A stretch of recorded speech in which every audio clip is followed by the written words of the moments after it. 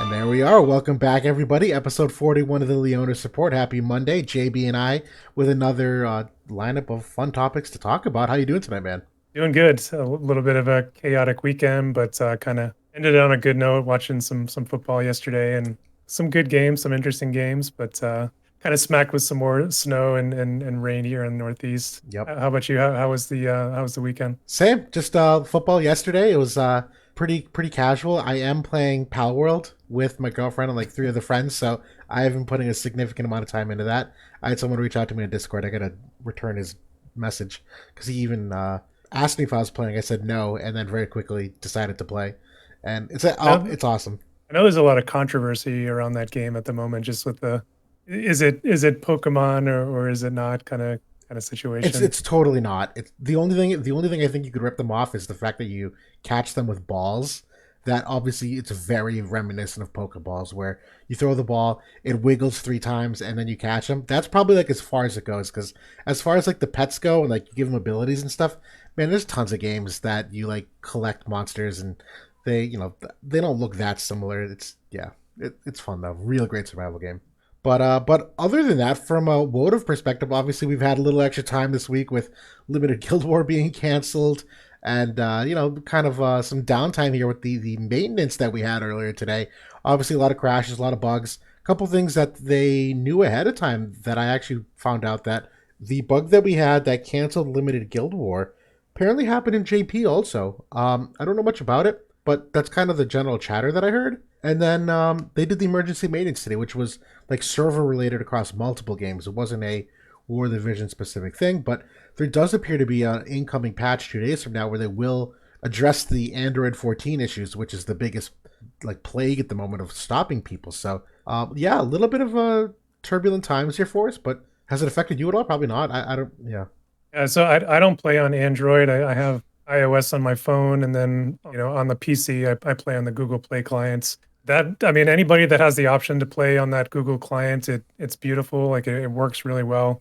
I highly recommend it. If you have can get access to it.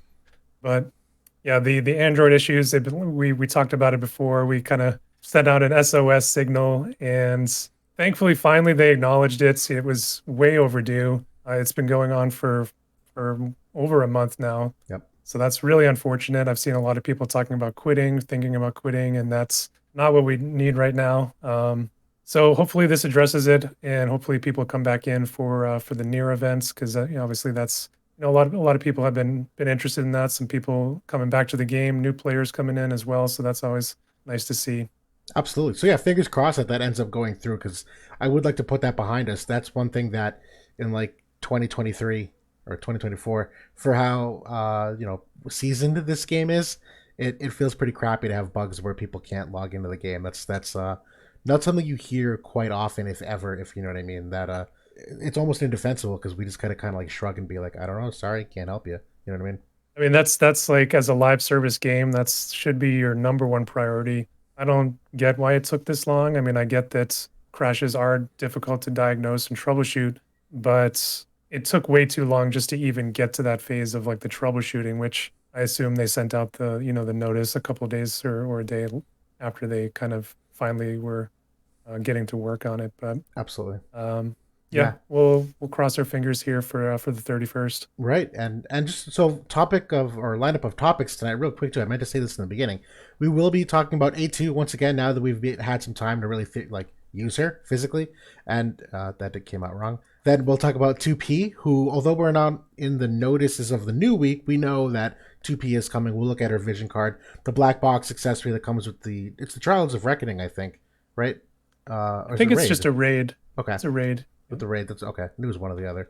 And then we will look at real quickly votive stats from the JP perspective because JP is back up from the data mine. Would be interesting to reevaluate where they're at. I think it's pretty different from where we're at, which is very interesting. And then the big thing tonight, we are updating our tier list, the granddaddy of them all, the UR tier list, which we haven't talked about since Helen of the Black Roses released like 2 months ago. So there's obviously a fair amount of things to consider, and that's going to be a lot of fun with some Q&A to end things. But for now, the preliminary A2 thoughts. We've had a lot of free time here reverting back to Guild War where We don't have the daily cutoff. We have all the extra hours to mock. I know you've put in a ton of time and a ton of iterations of different A2 teams. What are you thinking so far in terms of like where we were last week to where you are today?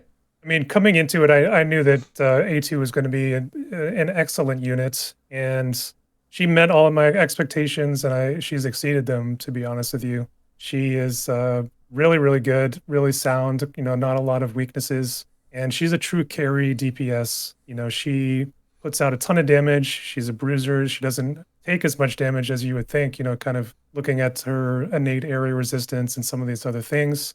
That specific buff, the area guard or whatever, the 35% physical magical, that is really a game changer. Game changer. Because that one I think is calculated after all of the damage calculations. It's at the very end. It takes a significant chunk out of the enemy's damage. Yep. And her also being android type or non-humanoid, that's also a factor where we talked about that a little bit last week. It's kind of a hidden, boon for their survivability as well. So Yep. phenomenal unit. No, definitely. An honorable mention. Her weapon has the additional 15% physical reduction on the larger area of effect. So that's one of the things that, although she does not have the innate AoE res that many other units might, it's functionally not only the same thing, it's better.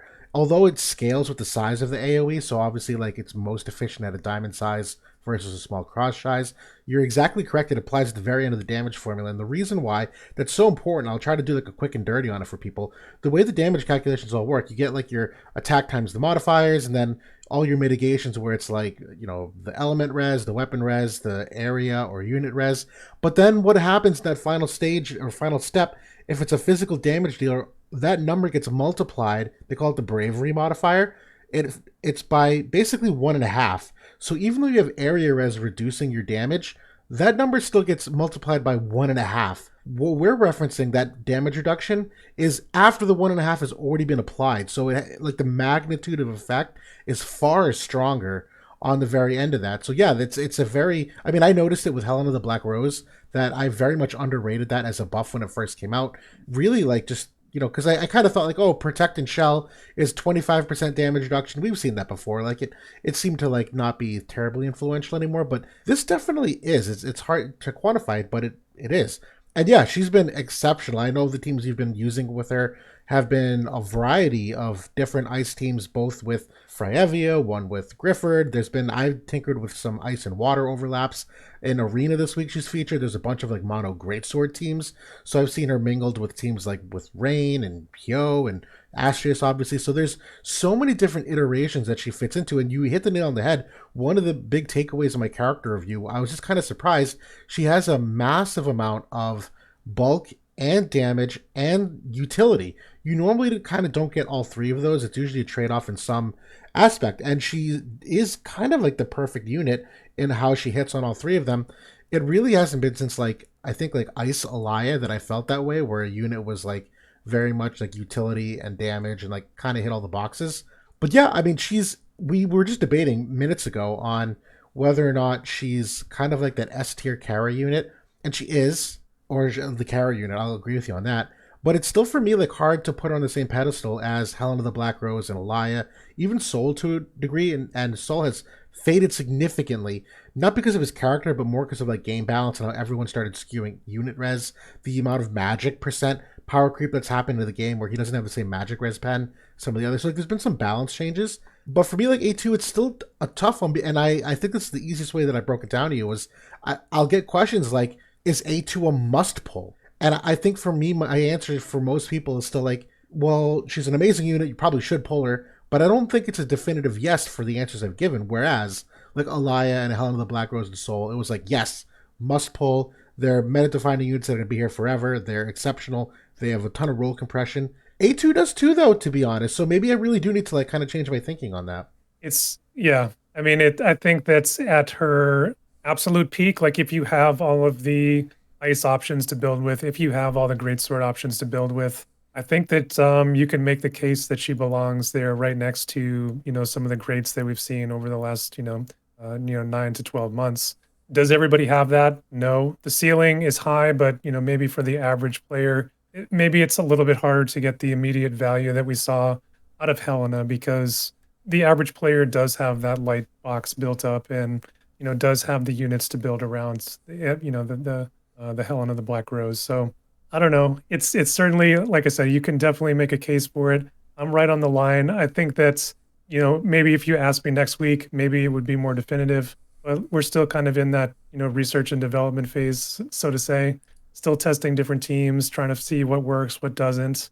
And to be honest with you, most of it works. Yeah, that's my surprise. It's really good. You've shown results. I think the only counterpoint I would ever have to that is there's very often when you get these new meta units, like a very small shift of you need people to realize how good they are, and then your enemies will start, like, I don't know what the word is, like adjusting for it. They'll start responding. That when a unit comes out, right now everyone is tuned for Helen of Evie Wrath. So obviously A2 swoops in there with like amazing like physical damage that people just aren't expecting at the moment, and some utility that people have not really been preparing for. So like the builds that we're currently testing against aren't meant to counter her. Does that change when people suddenly tweak all their teams to counter A2? Does she still work? The answer is like, I don't know. Like maybe it does, maybe it doesn't. I would think it still does well, maybe just not to the effectiveness that it does now, where obviously everyone's stacking 50% area res and they're dedicating 2 whole Truststone runes to sleep and stun res, and everyone's still using a marshmallow in the slot as opposed to something else. So, like, does that change over time and that affect A2? Probably, but to the degree, I'm not really sure. Yeah, I mean, I think that it's pretty hard to gear against her. Like she has the penetrations, in check. Yep. She can get up to 80 to 100 in both, defense and damage type penetrations.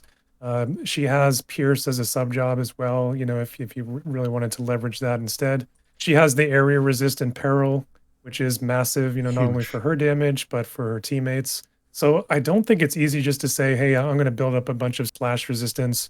Honestly, she doesn't care. Like, It means she nothing. can get it right. Yeah, please don't do that. No one do that. Do not Yeah. stack slash resistance. It will literally mean nothing for you, I promise. So really it's going to be, are people starting to bring in the fire resistance TMRs? Are they bringing in the fire units? Because to be honest, the fire units have been in hibernation now for a couple of months. I'm sure that that's going to be the first thing people are starting to break out here. Definitely. And I know it's going to be a topic in the tier list where we reevaluate the fire units in the anticipation of this new meta. I know we talk about like what are the weaknesses of A2 that you might bring as some counterplay. I know the two that immediately came to mind to me were number one, debuff weakening is still very much top of the charts for that AoE shred to reduce that 60% AoE reduction to something much smaller, manageable. That's definitely one of them. For me, the second one was healing power down, where she has that self absorption on her 120. She also has that utility where she'll also regen 30% health to herself and a nearby ally.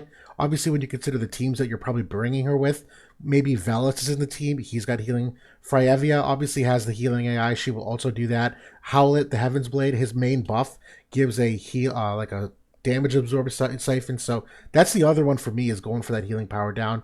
The re-razor move I think is on the table too.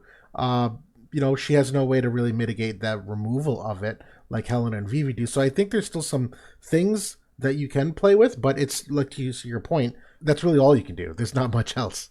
I mean, like a lot of other recent units, she struggles against barriers as well. She doesn't have a way to remove those.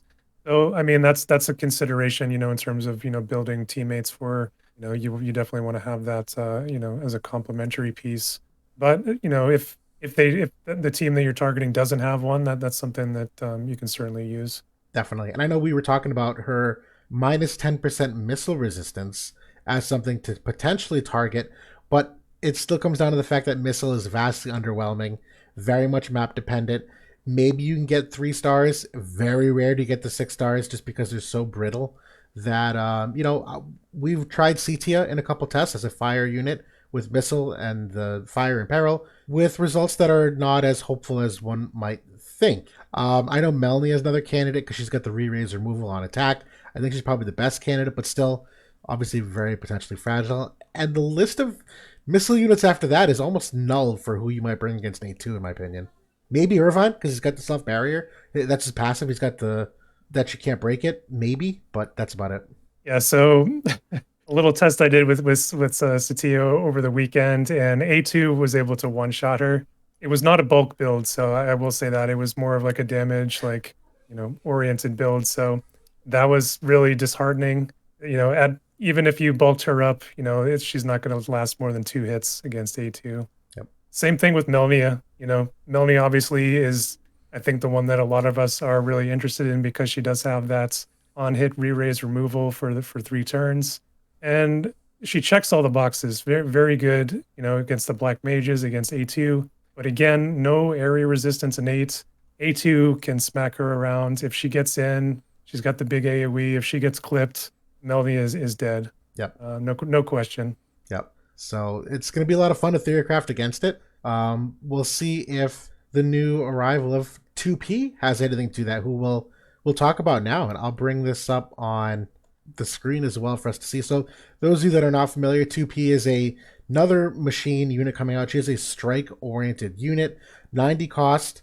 A lot of overlap with the other near units getting that jump of 2 as well. There was actually a little bit of controversy upon her initial release in JP where they had mistakenly given her a change to the decrease of AoE res here, where initially this ability was supposed to be only upon hit, and it was bugged. It instead lasted for 3 turns, and JP kept it. I remember that being kind of a big controversy for a couple days there. My kind of take on this situation is that it was always meant to be 3 turns, and when the unit was initially announced and talked about, I think they described it as an on-hit effect. I think that's kind of what I gathered. Got it. But if it was just an on-hit effect, this character would not be worth the cost, in my opinion. Like, that's kind of what she brings, one of the main things she brings to the team. And if it was just for herself, like, I just don't get it. Especially where they're giving this out to really all the units these days. All the new units are getting this AoE shred. And this one, it's a smaller AoE than like Helena has, for example. It's a smaller value, whereas, it's 50 versus 60%. So that seems balanced to me. I mean, a 90 cost, it should be competitive, but not quite as good as those 100 costs. So Yeah. yeah, I think that's fine. No, I'm totally in agreement. And she is an evade-oriented unit. Just off of pure percent as a ballpark, innately, she's very similar to Sorrow. Now, here's the thing. Sorrow does have extra evasion against certain damage types, but I'm talking more specifically like luck and evasion stats, not necessarily his extra. So he's technically more evasive, but I know he was a good ballpark where she's not necessarily like absolute top tier, but it's absolutely an evade unit. She does have an evade buff as well on her main one here. Certainly I think she's going to be dodging most things if you're not prepared for it. She checks all the boxes in that regard. Yeah, has a barrier for physical damage, which we were just talking about. Still has some strength here. Very interesting that she gets a guaranteed hit for 3 turns on this other like offensive ability. Very unique in that regard. That oftentimes in those evade versus evade matchups, you're still at the mercy of the hit rate, and the fact that she has a very strong advantage in those evade versus evade matchups, getting that guaranteed hit. Obviously, in addition to the dispel buffs, this would like theoretically dispel a like an evasion rate buff on a enemy Starlight Elena who like maybe buffed herself for 25 evasion. So I love that.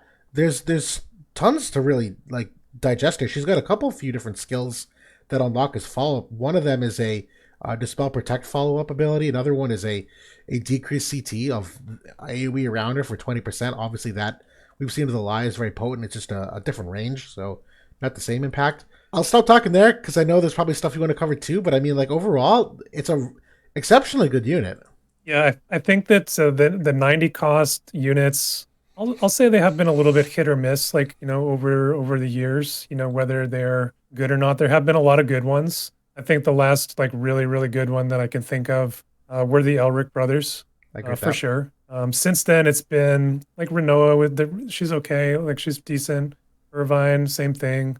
Dagger and Lena, I think, were a little bit of a miss. Roy certainly was one of our biggest flops of last year. Yep. So 2P, I think, is right up there with the Elrics, just as, in terms of what she's bringing in, like on her release, just as good, if not better. Yep. She does have that evade angle, like you mentioned. And like you said, it's not top tier. It's about 10 or 15 points off the best ones in the game. One thing that I will note there is her weapon does have a unique buff on it that has a stacking evasion buff on it, where she can get an additional 10 evasion So it ends up being at the end of the day being, kind of in similar ballpark. She does get some strike res penetration on that weapon as well. I did not know that she got that. That's a really good point to point out. Oh, So it's awesome. an on hits if she crits, which she's actually an exceptional crit unit, one of the best ones we've seen in a while. And she'll get that additional 10 evasion. And then she also has like some additional bonus to strike evade here on it as well, which is kind of unique. Very unique because obviously, like Slash and Magic tend to be the ones that get the increased evade rate on some of those units we've seen, and most strike units have some kind of guaranteed hit. To be honest, so that's a little surprising. At least, like again, you think of both Elric brothers have it. Perrine has guaranteed hit on strike. Urel does not. Snow does. Raldor does. So that's interesting that they went with that angle. It's just not one that I would have guessed that they needed, but I'm sure it helps, obviously, for the remaining strike type attacks. So yeah, 2P, really excited for her to come out. In JP, she's made a definite splash as well. I am intrigued, though. Obviously, most people are probably thinking like mono strike still, where that seems to have fallen off, where Soul was the counter, but at this point, Soul has kind of fallen off a cliff just because of again game balance changes. He could certainly come back given A2's resurgence. He's not a guaranteed win in that matchup, to be honest. The amount of unit res that she has, the magic resistance, still makes it a tough matchup for him. But I think Strike is coming back into it, considering the amount of Strike res pen that's also been given out. In terms of like fitting her in Earth, seems like she fit well too. I mean, obviously, odd man out. Someone's got to go, whether you're talking Dialdo or Bradley or Lucio. Obviously, there's other Earth units too, but I know that's probably a tough one to think about. But I would think Halloween Lucio seems like a natural synergy just from the evasion perspective. But then again, two evade units is few and far between when that works. Yeah, so I think like if you are going to be wanting to dig into that evasion angle, it has to be in the Earth team. Obviously, there's no evasion cards within the fist setup, so it would really be like just moderate evasion, in that team, maybe enough to like make some tanks miss or that, which is still very valuable to be honest with you. Yep. Something that we use quite often. But you know, I think that she does also have a little bit of capability to be built bulkier because she does have like some area resist. She has a unit resist active buff that comes in on one of her skills, one of her attack skills. She has a physical barrier, and she has a heal back as well. That's part of her passive ability. It's the effect that's not translated there in her main passive. So Oh, yep. that's a heal back at 70% trigger, so that's pretty nice. Very interesting. Actually, I just dawned on me. It's very interesting that they don't give her an evasion passive. Most units that are evade units have some kind of evade passive. They're not just pure stat driven. Very cool. Very cool. I like that. That is a very good call out. That she can be built for a little more bulk than your average evade unit as well. So I think that she can fit easily into, a standard Earth team. You can go Earth Evasion, or you can go with the Fist setup, and I think that she'll work well in all of them. Her main utility there with the area resist shred, very beneficial for Bradley, of course. Very very nice for Perrine and her vortex kick. Yep, And looking forward to testing that one out for sure. definitely. She's got the follow up attacks to kind of help you deal with courage. That's about all. Like with the unit resist these days, that they really aren't doing the damage that they used to. Like a lot of times, it's just triple digits. Right. Not even breaking 1,000 in a lot of cases. But that's enough to proc courage, or maybe occasionally to kill somebody that just re-raised. So Absolutely. Yeah, no, I'm very excited for her as a unit as well. To your point, fits into a lot of different teams, which is what you want to look for. It just means that you'll have more opportunities to use her because they're more flexible with the meta changes that occur. That okay, so maybe Earth is not a good choice anymore. Well, you got Strike, and okay, maybe Strike's not a great choice, but you can go for some kind of evade team. The optionality is very nice, which is we were just talking about A2. One of the great things. It's mono ice, it's ice water, it's great sword. It go you can there's a lot of applications that give these characters value, which is good bang for your buck. it's a good meta check at the moment as well too, because Lightning just got two very powerful characters with Raph and with Astrius, so their stocks have gone way up, and the team has been very very powerful, especially on the boosted Lightning map at the moment, really giving them that extra edge. It seems like we've just had Lightning boosted maps for months now, and I it's know. really getting annoying. I agree.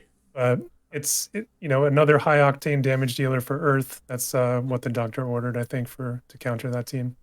I agree totally. I agree totally. And she does come with a vision card as well, which is technically a free vision card from what I understand. It is a pretty healthy like stat driven one where it's 24% magic res, but more than that, it's 40% attack, 35% dexterity. The hollow effect, don't worry about it. It's 50% acquired AP for quest oriented stuff. That's a non-factor. To your point about evasion, it's an extra 10% evasion for 2p and 15 luck. Now, I'll be honest, this is probably going to be a sub-slot vision card in most instances. Even if you're going for full evade on Earth, typically this might be the odd card out where you'd go like a 35% luck card, an agility card, and then like maybe the Titan for the extra evasion. Maybe not. Maybe go with this instead though. Pretty solid card. Otherwise, it's Axe, Fist, Katana, and Sword Knight. A lot of pretty decent characters on here. This is very much skewed for Lightning and Earth, though, from a character selection point of view. But I like this as just again kind of like a nice stat driven one for some free attack and some free dexterity on a handful of these units. That's kind of my thoughts. Yeah, the dex is what really sticks out because that is one of the stats that really doesn't get penalized too much in the secondary slot. Yep. So you get, I think, like 28% dex in the sub slot for that. And that really fits into what 2P wants to do. She really wants to be critting. She has some additional effects that CT down effect, I think, is conditional on critting. And then, obviously her gloves with the bonus to evasion.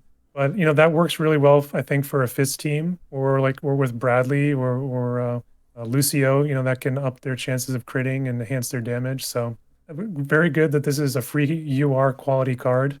Always going to take those after getting a couple MRs there in a row. So glad that they brought the UR version here back as a free one. Yeah, definitely. I haven't done a ton of theory crafting yet in terms of like team building and how it fits into things. But again, when I first look at these, I look for the units to say, are there units where this can apply? The answer is very clearly yes. I mean, we're going ice and fire. You can kind of skip. Grifford is nice. That's great. But really, like I'm looking at Perrine, I'm looking at Squall, Alaya, Vega, even Alphonse, Bradley. I know for Wind, like Joom. I'm waiting for her to like have that moment. Greatsword's back. Maybe Joom's back. Physical meta. Who knows? Maybe it's possible. But obviously, like Ed Elric, Stern, Sephiroth, like a lot of good names there. Then you think like A Tube in the meta, maybe Joom is is not coming back quite yet. No, but that physical damage, or although it doesn't apply to her, so that goes out the window. Yeah, never mind. Yeah, the Jooms that I've faced so far with A2 has gone down fairly quickly. Yeah. I was just going to say one final point on this card. The magic resist of 24% going to 12% in the sub slot.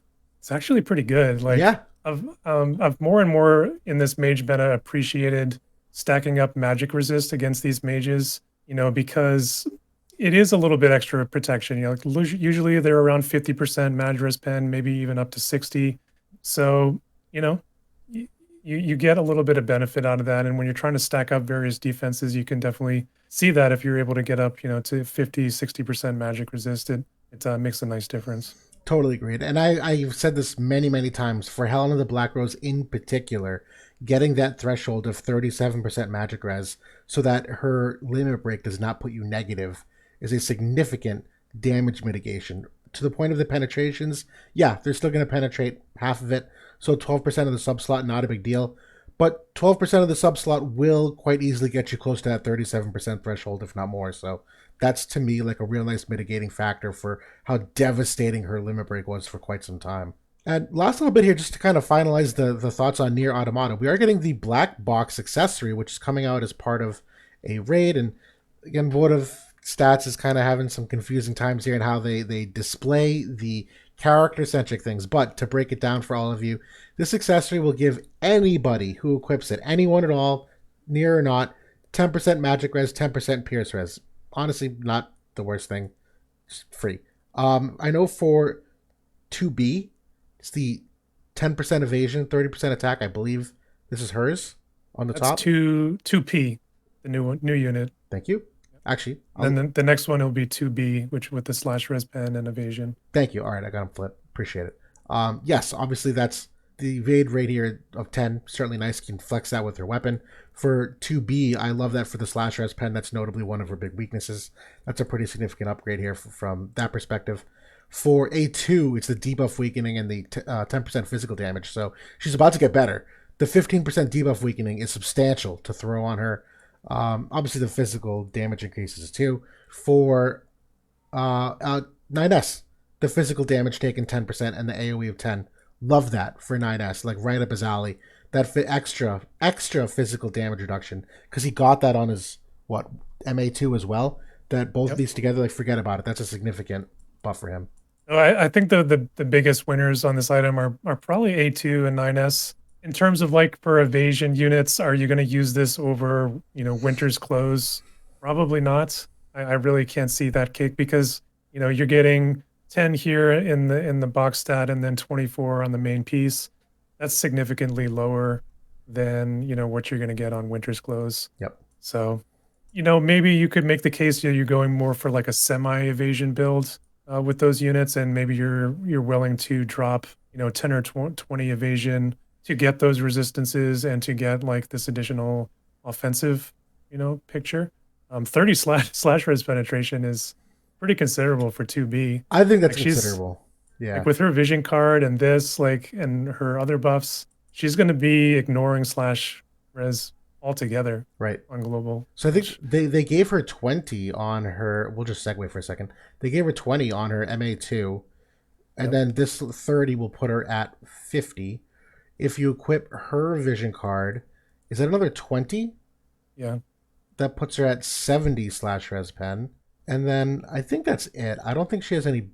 Oh no, her limit break. Her Limit break, yeah. limit break is another 30. So after she limit breaks, that's 100% slash res pen. The rest of the time it'll be 70. 70 slash res pen is right there with A2. We said 80%. Like that's higher than what like your average Bradley would have, barring the vision card slash res pen, and Sephiroth kind of too, but and that's anima driven. You know what I mean? Like that's far above average for slash res pen. So yeah, I guess if you're trying to make a case for 2B and kind of increase her offensive potential, you might make that trade. On the other hand, like you really don't want to be playing with getting hit at all. So like any evasion points you're dropping, it's you're might be kind of walking on eggshells there a little bit. Totally. And this could be a case where maybe you wear the winter clothes and its accessory, and you throw a weapon in the TMR instead. True. Her weapon did get a nice upgrade of the wind attack up, and maybe you take a small modifier drop in exchange for the slash res pen. That's really a judgment call though, and like a matchup specific thing. That's a good call. But okay, on that note, we will look briefly here at the JP mode of stats. Again, this is really not supposed to be necessarily like a deep dive. It's really just to kind of bring some visibility to how Nier is like affecting some of their overall, I don't know, wall building, offensive teams, what teams are deciding to use. If we switch here to JP, we'll look briefly just at meta. We'll look both at offense and defense, but I will start with defense first. Over the last month, we'll go January 1st, 28 days. So just for like a quick level set, JP's Nier event is like just now wrapping up, I think, in the next day or two. So they're now, 5 to 6 weeks into the A2 era. Yep. And yeah, you're seeing the overall decreasing trend of Black Rose Helena. It's honestly hard to like really see the breakdown, which is nice. That means there's a lot of parity going on in defense in terms of, and I'll see if I can zoom this in by making the date range closer. Like you love to see that kind of balance there, where there's a variety of different colors immediately, and that none of them are significantly higher than the other. That you're probably getting different variations of teams. I'm pretty happy to see that personally. Definitely. So I mean, there's earth. You see a little bit of water with Glaciella. Light is getting a lot of play with Lucio, Bart's Helena. So yeah, fire still in the picture there with Soul and Shawls. So Yeah. Ironically, no wind. Ice is too good. A2 is too good. That even wind is not worth bringing against 2P. It's just not a viable option. it's pretty tough. Yeah. At least on defense. So I'm sure there'd probably be some on attack. That's a good point, actually. And I wonder if top 15 don't even get it. But yeah, attack, you're right, where you can kind of pick and choose your opponents so you can be a little more selective. There's not a single win unit. Oh no. Wow. And they just got Veritas of the Wind upgraded to 140 this week too. Which no, I don't know. I'm surprised. Because even at 120, Veritas of the Wind is very high impact. Yeah, I mean, obviously he's very good against the Earth teams. Maybe it's still too new. Like I know that he just got that 140, maybe just like a week or two ago. Hey, there's one. They start creeping in there yeah. Yeah, 15 ranked unit is glass. No, I have no doubt we're going to be a completely different distribution, in my opinion, on global than JP probably is. I know we have that little bit extra element of foresight, which even though only a month does affect things in terms of speed of build or pulling, knowing that we have a little bit of a cushion and a buffer. I do know there's also some preferences in JP in terms of character selection that we don't necessarily have. Like they're a lot higher on Shells than we are. I know for like fact.